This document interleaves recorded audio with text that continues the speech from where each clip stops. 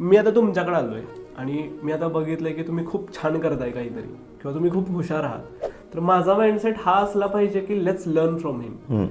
पण उलट होतं आपल्याकडं, मी कॉम्पिटिटरच म्हणून बघायला सुरुवात करतो. जिथं कोलॅबोरेटर म्हणून बघायला सुरुवात केली पाहिजे तिथं कॉम्पिटिटर म्हणून बघायला सुरुवात करतो. हे आपल्यात खूप आहे. सो ह्याबद्दल काय सांगा?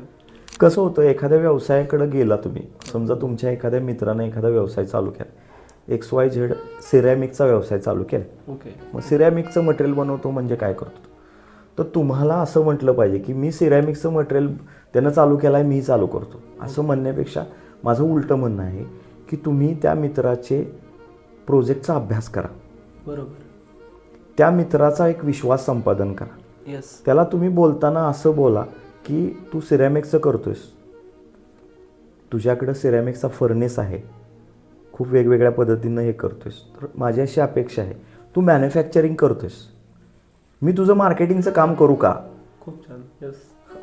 कॅश अँड कॅरी आपण बिझनेस करू, तू मला बनवून दे, आपण दोघांच्यामध्ये MOU करू, मार्केटिंगचे राईट्स मला दे, मॅन्युफॅक्चरिंगचे राईट्स मी तुला देतो, एक 10 वर्षासाठी आपण एकत्र बिझनेस करू. आपल्याला जर दोघांना छान वाटलं, व्यवस्थित जर आपले जे नियम वगैरे आपण पाळायला लागलो तर आपण कंटिन्यू करू, नाहीतर आपण बायपास करू एकमेकाला. मी कुठं सूट होतोय तुमच्या व्यवसायामध्ये, माझा रोल काय असू शकेल, मला काय चांगलं जमेल.